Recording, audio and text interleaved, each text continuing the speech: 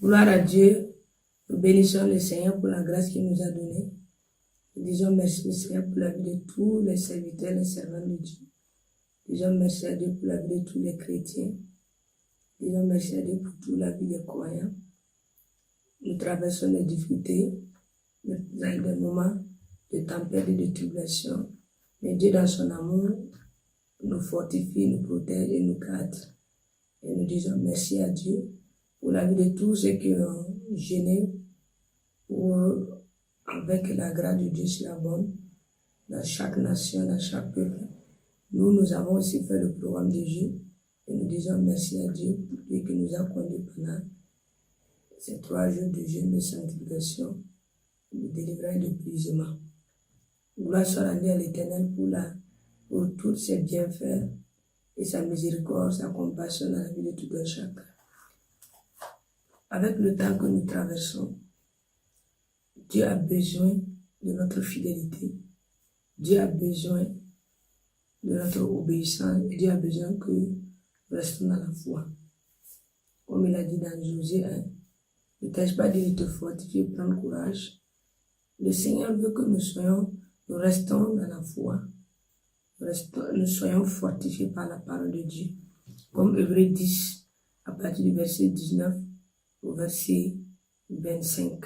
On nous dit ainsi donc, frères, puisque nous avons au moyen du sang de Jésus une libre entrée dans le sanctuaire par la route nouvelle et vivante qu'il a inaugurée pour nous au travers du voile, c'est-à-dire de sa chair. Verset 21. Et puisque nous avons un souverain sacrificateur établi sur la maison de Dieu, verset 22, approchons-nous avec un cœur sincère dans la plénitude de la foi, les cœurs purifiés d'une mauvaise conscience, le corps lavé d'une eau pure. Verset 23, retenons fermement la profession de notre espérance, car celui qui a fait la promesse est fidèle. Verset 24, veillons les uns sur les autres pour nous exciter à la charité et aux bonnes œuvres. Verset 25, n'abandonnons pas notre assemblée comme c'est la coutume de quelques-uns, mais exhortons-nous réciproquement, cela d'autant plus que vous voyez s'approcher le jour. Christ nous parle ici de ne pas abandonner notre assurance, pour ne pas abandonner l'espérance auquel il nous a promis, pour ne pas abandonner et repartir dans le monde. Nous avons besoin d'une seule chose, la foi en Dieu. C'est pourquoi je viens vous apporter cet enseignement, comment vivre la vraie foi en Dieu. Beaucoup ont perdu la foi, beaucoup sont dans la peur, beaucoup sont tourmentés, oppressés, opprimés, beaucoup même sont en train de démissionner de la foi chrétienne. Mais ce n'est pas le moment. Nous avons besoin de rester unis avec l'Esprit de Dieu. Nous avons besoin de continuer à croire à la promesse de Christ. D'abord, qu'est-ce que la foi? Si nous regardons dans Hébreux 11, le verset 1 au verset 3 nous dit, or la foi est une ferme assurance des choses qu'on espère, une démonstration de celles qu'on ne voit pas. Pour l'avoir possédé, les anciens ont obtenu un témoignage. C'est par la foi que nous reconnaissons que le monde a été formé par la parole de Dieu, en sorte que ce qu'on voit n'a pas été fait de choses visibles. Et si nous partons le verset 6, on dit, or sans la foi, il est impossible de lui être agréable, car il faut que celui qui s'approche de Dieu croit que Dieu existe et qu'il est le rémunérateur de ceux qui le cherchent. La foi est une ferme assurance des choses qu'on espère, une démonstration de celles qu'on ne voit pas. La foi, ce n'est pas quelque chose de matériel que nous pouvons enlever et puis montrer aux gens. La foi, ce n'est pas quelque chose, ce n'est pas comme l'argent que nous puissions payer. Pour avoir la foi, il y a d'abord une chose que nous devons avoir, l'auteur de la foi. Si nous allons retourner nos regards dans le monde, nous voyons qu'il n'y a rien qui nous donne une satisfaction, une promesse. Il n'y a rien qui nous donne comme une espérance sur la terre, si ce n'est que celui qui est l'auteur de la foi. Et nous savons que l'auteur de la foi, c'est Jésus-Christ. Avant que les hommes ne soient créés, Dieu a établi toutes choses par la parole de Dieu. Toutes choses subsistent par la parole de Dieu. Et la parole de Dieu nous révèle d'abord les choses cachées. La parole de Dieu nous révèle encore tout ce qu'est la pensée de Dieu. C'est pourquoi on nous dit que la foi est une ferme assurance des choses qu'on espère. Ce que nous espérons là, si nous mettons ça dans notre cœur, cela montre que nous avons la foi. Je prends un exemple. Si tu veux la guérison et que toi-même tu mets dans ton cœur que tu es guéri, tu n'es pas malade, cela montre que tu as la foi. La foi est une démonstration de celle qu'on ne voit pas. Comme je vous ai dit, on ne peut pas voir la foi. On ne peut pas reconnaître la foi dans le cœur. Nous avons vu que beaucoup de gens disaient qu'ils ont la foi. Mais lorsqu'une tribulation arrive, un problème, une difficulté, les voyons abandonner, démissionner vite. Cela montre que leur foi n'était pas authentique. On dit que sans la foi, il est impossible d'être agréable à Dieu. C'est par la foi en Dieu, ce que nous avons entendu de Dieu. Si nous gardons ça dans notre cœur, nous allons voir que cela, notre vie sera agréable à Dieu. La foi est comme un commandement. C'est comme une parole. Elle est comme la parole de Dieu. Sans Dieu, il n'y a point de foi. Sans la foi, il n'y a point de Dieu. Les deux vont ensemble. C'est pourquoi Dieu veut que chacun de nous ayons la foi en lui. Alléluia. Maintenant, comment la foi est perçue sur la terre? Si nous allons regarder la parole de Dieu, une fois que nous donnons notre vie à Jésus, comme je l'ai dit, Jésus est l'auteur de la foi. Pour croire en Dieu, pour croire à tout ce qui est possible, il faut que tu aies Jésus-Christ dans ta vie. Lorsque Christ a payé le prix, il a accompli l'œuvre de la croix, il est venu nous régénérer, nous réconcilier avec Dieu. Il est venu nous prouver la véracité de la parole de Dieu. Christ est venu sur la terre, il a accepté de mourir, ressusciter, pour que nous puissions avoir accès au Père. Lorsque nous avons accès au Père par le nom de Jésus-Christ et que nous croyons à la parole que Christ est venu nous enseigner, nous sommes des enfants de Dieu qui vivent dans la foi. Maintenant, la foi est venue nous montrer d'abord qu'il faut la repentance. Lorsque nous donnons notre vie à Jésus et nous confessons et que Christ nous pardonne, il nous lave, il nous purifie, Christ nous donne une espérance d'abord pour la promesse de Dieu, l'espérance pour la vie éternelle, l'espérance encore pour la nouvelle Jérusalem, l'espérance encore pour la noce de l'agneau. Vous voyez, tout cela n'est pas lié au ce monde. Si tu places ta foi dans ce monde, tu ne comprendras pas la profondeur de Dieu. Parce que Dieu même nous dit que de ne pas aimer le monde. Le monde n'a aucune foi, aucune espérance à nous donner. Parce que tout ce que nous avons amené sur cette terre, nous ne pouvons pas, tout ce que nous avons eu sur cette terre-là, on ne peut pas ramener ça dans le royaume céleste. C'est pourquoi nous sommes comme des voyageurs sur la terre. Mais tous ceux qui croient, une fois qu'ils ont des diplômés, des grands intellectuels, ou toute personne qui place sa foi en lui, il va être déçu. Parce qu'il va comprendre que pendant la maladie, les épreuves là, il se rend compte que son argent, sa foi qu'il avait en lui, ne peut pas résoudre son problème de santé, ne peut pas augmenter les années de vie. C'est pourquoi nous devons placer notre vie à celui qui est l'auteur de la foi, qui est Jésus-Christ. C'est pourquoi Acte 16, verset 30 nous dit, crois au Seigneur Jésus et tu seras sauvé. Si nous croyons en Jésus, nous croyons à son évangile, nous croyons à sa parole, nous serons sauvés.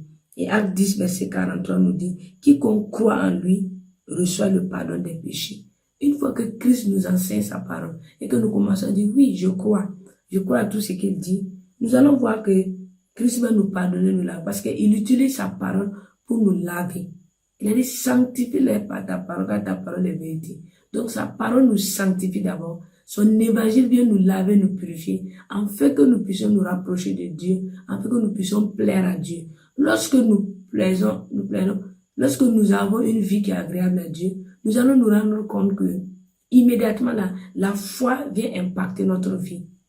Et la foi vient impacter notre vie par les œuvres de Dieu. Alléluia. Il dit Jean 3, verset 36, celui qui croit au Fils a la vie éternelle. Celui qui ne croit pas n'a point la vie éternelle. Croire Christ, c'est saisi par la foi. Quand nous croyons en Christ, nous sommes saisis par la foi. Le salut qu'il a accompli sur la croix. Quand nous croyons en Jésus-Christ, nous sommes saisis par la foi. Parce que Christ est venu nous montrer des choses que nous n'avons jamais vues. Christ est venu nous démontrer des choses que nos yeux n'ont jamais vues. Christ est venu donner une assurance, une espérance que nous n'aurons jamais dans ce monde. Alléluia. C'est pourquoi croire en Christ, croire à la bonne nouvelle, croire à l'évangile, c'est d'avoir une vie agréable en Christ. Maintenant, on nous parle aussi de notre dimension de la foi. Si nous partons dans Romains 10, Romains 10, à partir du verset 6. Romains 10, à partir du verset 6, nous parle de cela. Nous lisons ensemble. Il dit, à partir du verset 9, nous lisons. Si tu confesses de ta bouche le Seigneur Jésus, et si tu crois dans ton cœur que Dieu l'a ressuscité des morts, tu seras sauvé. Voilà, on nous dit que si nous confessons de notre bouche Jésus-Christ, et si nous croyons de notre cœur que Dieu l'a ressuscité des morts, nous serons sauvés. Et le verset 10, on dit, car c'est en croyant du cœur qu'on parvient à la justice, et c'est en confessant de la bouche qu'on parvient au salut, selon ce que dit l'Écriture. Le verset 11, on dit, quiconque croit en lui ne sera point confus. Verset 12, il n'y a aucune différence en effet entre le juif et le grec, puisqu'ils ont tous un même Seigneur qui est riche pour tous ceux qui l'invoquent. Le verset 13, on dit car quiconque invoque le nom du Seigneur sera sauvé. Ouais, on nous parle ici de la foi en Christ. Il n'y a pas, beaucoup de gens me disent, je veux recevoir la guérison, je veux vivre une vie parfaite, je veux que ma vie soit agréable à Dieu, je veux que ma vie soit dans la lumière. Mais tu veux tout cela, mais il faut l'auteur de celui qui te donne tout cela, Jésus. Jésus nous donne tout cela. Et nous devons croire en Jésus-Christ pour pouvoir recevoir ce dont nous voulons. Tout ce que toi tu as dans le cœur que tu veux là, il faut que tu crois en Christ pour la posséder. Parce que Christ nous donne, mais il faut notre foi pour venir la récupérer. Christ nous donne la guérison, il nous donne les miracles, il nous donne la bénédiction, il nous donne même la richesse, mais il nous dit de croire et de venir la posséder. Il faut que tu crois à ce qu'il te dit, il faut que tu crois à ce qu'il te promet, il faut que tu crois à ce qu'il a déclaré pour pouvoir venir la posséder. Oui, j'ai dit de la même manière que l'argent peut payer la richesse, l'argent peut payer la voiture, l'argent peut payer peut-être même les habillements, l'argent peut payer la nourriture, la foi aussi peut tout payer devant Dieu. Si tu veux la guérison est céleste, on ne peut pas la voir, il faut la foi. Si tu veux le miracle on ne peut pas le voir par l'œil, il faut que tu crois pour posséder ce miracle. Si tu veux la puissance de Dieu, tu ne peux pas voir la puissance de Dieu, il faut croire pour la posséder. De la même manière que tout s'achète sur cette terre avec l'argent, tout ce que nous voulons avoir de Dieu, il faut que nous ayons la foi. La foi peut tout payer. Chers chrétiens, chers fidèles, la foi peut tout payer. C'est pourquoi le Romains 10, verset 17 nous dit, ainsi, la foi vient de ce qu'on entend, et ce qu'on entend vient de la parole de Christ. Nous ne pouvons pas avoir une foi sur cette terre si ce n'est que la parole de Christ. Amen. Gloire à Dieu. Si ce n'est que la parole de Christ, c'est l'évangile de Christ que nous entendons là, qui nous fortifie à devenir enfants de Dieu. C'est l'évangile de Christ que nous recevons là, qui nous donne le pouvoir de devenir enfants de Dieu. C'est l'évangile de Christ que nous recevons, que nous entendons. C'est un évangile qui nous lave, qui nous purifie, qui nous perfectionne. C'est l'évangile de Christ que nous recevons, que nous entendons, que nous méditons là. C'est cet évangile-là qui nous donne l'espérance pour le royaume céleste. Gloire à Dieu. Maintenant, comment avoir la foi? Puisqu'on dit que pour avoir la foi vient de ce qu'on entend. Et ce qu'on entend vient de la parole de Christ. Si toi tu tournes ton regard et tu regardes le monde et tu crois que tu vas avoir la foi, tu as mal fait. Si tu crois que tu vas regarder la vie des hommes et puis croire que Dieu est avec eux pour les suivre, tu es dans l'erreur. Si tu crois que c'est en regardant les pasteurs, les serviteurs de Dieu et tu vas croire en Dieu, tu seras dans l'erreur. Moi, je dis toujours aux gens, ne regardez pas ma vie pour croire que Dieu est dans Dieu m'utilise. Regardez les œuvres que Dieu m'utilise à faire. Cela montre que vous allez avoir foi. C'est les œuvres, pas moi. Je suis un être humain. mais je dis de regarder les œuvres auxquelles Christ m'a donné pour que je puisse conduire le peuple. Peuple de Dieu, Christ nous sauve, il nous lave pour que nous annonçons, nous parlons de Dieu aux autres. Christ nous lave, il nous purifie pour que nous parlons de Dieu au monde entier. Quand Christ te lave, quand Christ te purifie, quand il te sanctifie et qu'il écrit ton nom dans le livre de vie, quand tu reçois le salut de Dieu, c'est pour aller annoncer ce salut-là aux autres. Et quand tu annonces ce salut aux autres et que les gens croient à cela, cela montre que l'œuvre que tu fais est dans la foi. Mais quand tu pars, tu annonces le salut que tu as reçu, tu annonces ce que Dieu t'a donné et que les gens ne croient pas. Cela montre que tout ce que tu as donné n'est pas dans la foi, c'est juste la distraction. C'est juste pour conduire peut-être les hommes, c'est peut-être pour égarer. Parce que la foi vient de la parole de Christ. C'est pourquoi nous qui sommes les serviteurs, si nous voulons parler aux hommes, il faut que nous nous imprimions de la parole de Dieu. Nous ne pouvons pas commencer à parler de notre témoin, ce que Dieu a fait pour nous, et vouloir que les gens croient en nous. Il faut que nous parlons de l'auteur, de celui qui donne l'espérance et la bénédiction. Parlons de Jésus. Parlons de sa parole. C'est sa parole qui va fortifier. C'est la parole de Dieu là qui va révéler notre grandeur. C'est la parole de Dieu là qui va nous édifier. C'est la parole de Dieu là qui va même révéler le champion en nous. C'est la parole de Dieu là qui va révéler aussi l'être spirituel que nous sommes. C'est la parole de Dieu qui va encore accroître notre spiritualité. C'est la parole de Dieu qui va nous donner la foi à espérer et à garder cette parole-là dans les temps difficiles. Je dis, ce que nous traversons présentement, c'est la foi. Toutes les années que tu étais à l'église là, toutes les années où tu recevais l'évangile là, si réellement tu as eu la foi de cet évangile, si réellement tu as eu la foi de ce que le Saint-Esprit t'a parlé, si réellement tu as eu la foi qu'il n'y a qu'une seule foi, il n'y a qu'un salut qui n'est qu'en Jésus-Christ, même si les églises sont fermées, même si les pasteurs n'ont pas le temps de vous conduire, même si le monde est dans les tribulations là, tu resteras, tu garderas ta foi parce que tu sais que la parole de Christ t'a formé. La parole de Christ t'a régénéré. La parole de Christ t'a donné une foi qui est attachée à Dieu pour le royaume céleste. Pas une foi qui est attachée à Dieu sur les choses matérielles. Parce que beaucoup de gens viennent à l'église parce ils attendent quelque chose de Christ. Christ nous donne tout, mais il faut la foi pour la posséder. Il faut que nous ayons la foi pour la posséder.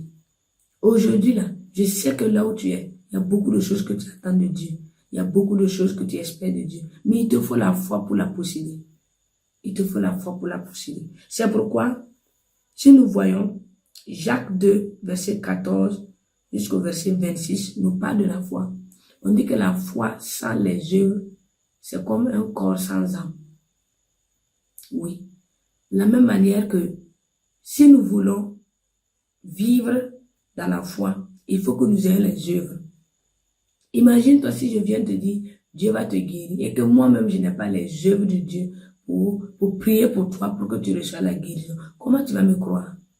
Christ savait que il a l'eau vive, il a la puissance de Dieu, il a l'autorité.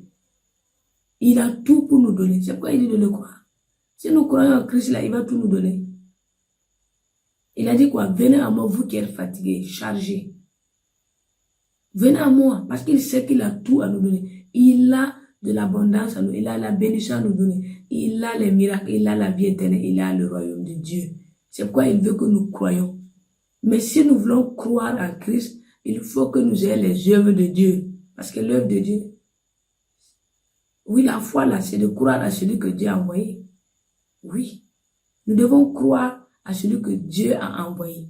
Si nous croyons à celui que Dieu a envoyé, nous allons voir que toute œuvre que Dieu a donnée à Jésus-Christ d'accomplir, nous allons l'accomplir aussi avec victoire, avec aussi grâce. Parce que tout ce que Dieu nous donne, c'est par la grâce de Dieu. Amen. C'est pourquoi il nous dit que nous devons marcher par cette foi. Et la foi en Christ là, c'est une foi avec les œuvres. Beaucoup de gens sont en train de dire, j'ai la foi en Dieu, j'ai la foi en Dieu. Et quand il y a des problèmes, c'est eux qui abandonnent. J'ai la foi en Dieu, mais quand il y a la maladie, commence à dire, Dieu, je crois que je vais mourir. C'est le manque de maturité de la foi. Si tu as la foi en Dieu, là, les œuvres doivent être en toi. Tu vas te lever prier pour avoir la guérison. Parce que la Bible déclare dans Jacques 5, verset 15, que la prière de la foi sauvera le malade. Et le Seigneur le relèvera. S'il a commis des péchés, il lui sera pardonné. C'est pour nous dire que celui qui a la foi, là, là, sa prière va le sauver. Quand tu es là, tu dis non, j'attends que mon pasteur prie pour moi, j'attends que l'église prie pour moi. Mais Christ te demande d'avoir même la foi pour prier pour toi-même. Parce que nous prions pour vos vies, vos âmes, nous prions pour l'église. Mais vous aussi, vous devez prier par la foi. Vous devez prier par la foi. Tu t'es levé, tu es malade, tu as des douleurs. Commence à prier par ta petite foi. Parce que la foi, là, ce n'est pas... Christ ne demande pas une grande foi. Hein. Il ne demande pas une grande foi. Il demande une petite foi. Comme un grain de moutarde. Il demande une petite foi. Si tu as une petite foi seulement là, tu n'as qu'à te lever prier. Tu vas voir que tu auras la guérison. Tu dis que les démons me pourchassent. Les démons me tourmentent. Lève-toi par la foi. Puisque Christ te donne l'autorité de marcher sur les serpents. De marcher sur les scorpions. Oui. Cette autorité qui te donne là, si tu as la foi, tu vas dire, démon, va-t'en. Oh, je te chasse au nom de Jésus-Christ. Si tu te lèves et puis tu as des problèmes, tu vas au service, il y a des difficultés. Si tu as la foi là, tu ne vas pas pleurer ni agoniser. J'ai dit, les chrétiens ne doivent pas pleurer. Un chrétien doit rester fort parce qu'il a Jésus en lui. Jésus est puissant. Il est en nous. Donc si nous avons des problèmes, nous devons prier. Tu pars au service, tu vois que ça ne va pas. Tu te mets dans les moments de prière, tu dis, Seigneur, oh, agis maintenant. Ta petite foi que tu as là, Dieu va intervenir. Tu t'es levé, tu es en voyage, tu as des problèmes. Tu commences à dire, Seigneur, protège-moi, accompagne-moi dans ce voyage. Il va t'accompagner. Parce que tu as la foi dans le cœur, mais tu as la parole de Christ en toi.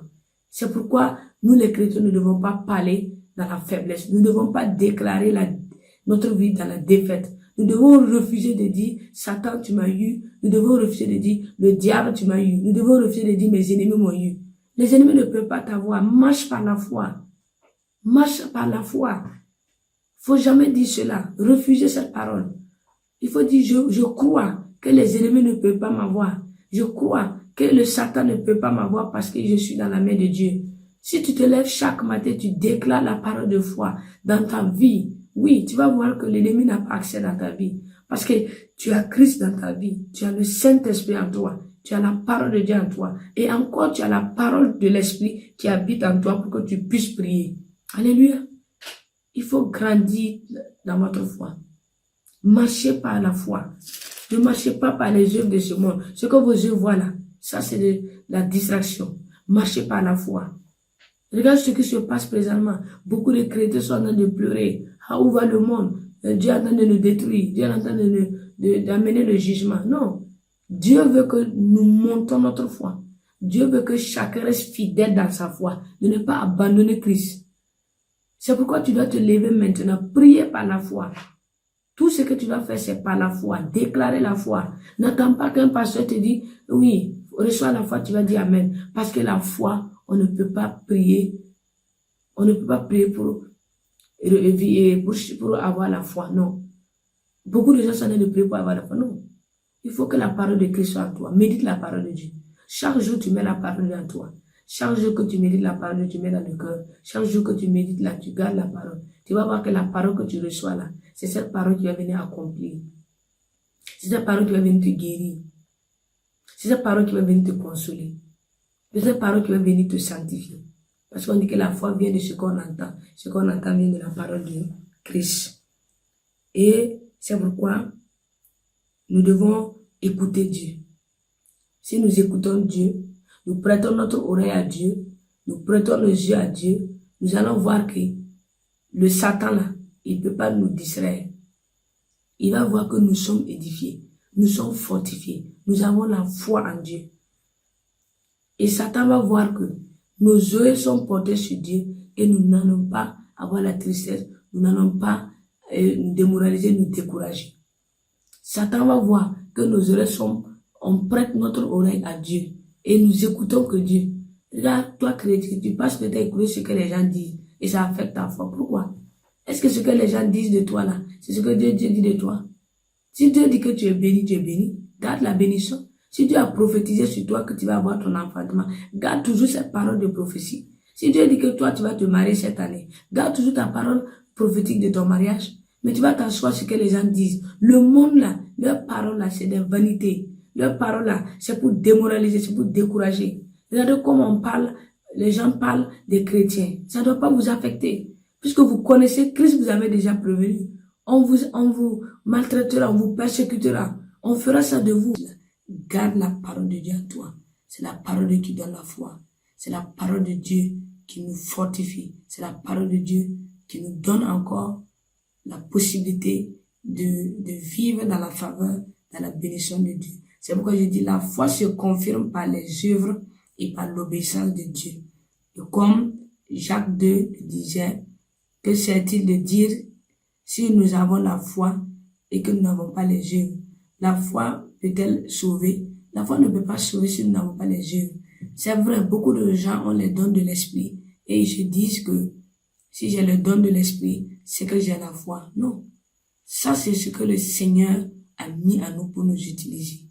Beaucoup de gens peuvent avoir les dons de l'esprit et ne même pas avoir la foi en Dieu. Oui, c'est pourquoi ils sont limités dans leurs manifestations. Ils sont limités dans les grandes œuvres. Si Christ nous donne les dons de l'esprit, il faut que nous-mêmes nous ayons une foi pour impacter les dons, pour œuvrer, pour utiliser même ces dons-là. Parce qu'il nous donne, mais c'est à nous d'utiliser la foi pour les impacter, pour les manifester. Donc c'est pourquoi tu vas aller dans une église, tu vas dire, mais pourquoi je pars à l'église et puis on prie pour moi, je ne guéris pas? C'est parce que tu n'as pas la foi. Sinon, le pasteur peut avoir les dons de l'esprit, le Saint-Esprit en lui, mais quand il prie au nom de Jésus-Christ, ta maladie refuse de partir parce qu'il n'y a rien dans le cœur. Il faut que tu augmentes la foi. C'est pourquoi il faut que chacun de vous revienne à Christ par la foi. Revenez à Christ par la prière. Revenez à Christ par la parole de Dieu. Si vous avez la parole de Dieu dans votre cœur, le diable a bon tout faire, il ne peut pas affecter votre foi. Si vous avez la parole de Dieu dans votre cœur, peu importe ce que le monde dit de vous, cela ne va pas affecter votre relation avec Dieu. Si vous avez la foi, vous avez la possibilité de tout avoir du royaume céleste. Si vous avez la foi en Dieu, vous avez la possibilité de gagner des âmes. Si vous avez la foi en Dieu, vous avez la possibilité même de re-rentrer encore dans le plan de votre destinée. Parce qu'on peut tout perdre, mais par la foi, on peut encore tout gagner. On peut se relever. C'est pourquoi je prie par le nom de Jésus-Christ que tous ceux qui sont dans la vie chrétienne, qui ont donné leur vie à Jésus et qui ont perdu leur foi, je prie que le Seigneur renouvelle votre foi. Je prie que la parole de Dieu vous inspire, que ces temps d'enseignement que vous avez reçus, que ces enseignements réveillent votre spiritualité, que les temps d'enseignement que vous avez reçus, que l'enseignement touche votre cœur, afin que votre vie de foi soit renouvelée. Et je prie par la puissance du sang de Jésus-Christ, que le sang de Jésus-Christ sanctifie tous les chrétiens qui ont perdu la foi. Oui, je sais que beaucoup ont perdu la foi à cause de la vie de l'Église. Beaucoup de gens, beaucoup de chrétiens ont perdu la foi à cause de ce qui se passe dans les églises. Mais ne regardez pas cela, parce que le monde même est entré à l'église. Mais chacun de nous a un rôle. Chacun de nous doit garder la parole de Jésus. Chacun de nous doit garder la parole de l'évangile de Jésus. Chacun de nous doit garder la parole que Dieu a amenée sur la terre pour que nous puissions être fortifiés, pour que nous puissions garder notre foi. Donc je prie par le nom de Jésus-Christ que le Seigneur touche chacun de vos vies, que le Seigneur renouvelle votre foi, que le Seigneur brise toute ténèbres, obscurité et péché dans votre vie qui vous empêche de grandir dans votre foi. Et je prie par le nom de Jésus-Christ que tous ceux qui sont croyants sur cette terre et qui ont douté, je peux même dire, qui ont abandonné le chemin de droiture, que le Seigneur les ramène sur le chemin de droiture. Que le Seigneur touche chacun de vos vies afin que votre foi grandisse. Et je prie par le nom de Jésus-Christ, que par l'évangile de Dieu, par votre méditation de la parole de Dieu, que le Seigneur augmente votre foi. Que le Seigneur impacte votre foi. Que votre foi produise des grandes œuvres. Que la petite foi que tu as là, que le Seigneur utilise cette petite foi pour te guérir, pour te délivrer. Que le Seigneur utilise ta petite foi pour te régénérer, pour encore bénir ta vie, pour encore te diriger sur le chemin de ta destinée. Et je proclame par le nom de Jésus-Christ que par cet enseignement, je déclare que vous êtes bénis et que la force de Dieu, la parole de Christ habite en vous.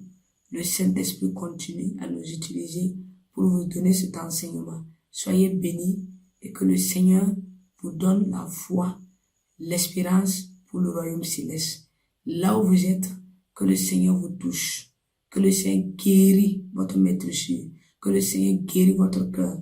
Que le Seigneur vous apaise. Que le Seigneur vous donne l'espérance pour le royaume céleste. Que le Seigneur encore vous donne l'espérance sur cette terre pour que chaque tribulation, chaque épreuve, chaque difficulté que vous traversez, que le Seigneur soit présent pour encore apporter la délivrance, pour apporter la paix, pour apporter la guérison dans vos vies. Et je prie par le nom de Jésus-Christ que chacun reçoive cette parole pour être fortifié, pour encore se relever de là où il est tombé, pour que chacun reçoive encore ce message pour rebâtir des ruines qui étaient tombées, pour rebâtir encore vos vies pour la gloire de Dieu. Soyez bénis au nom de Jésus-Christ. Amen.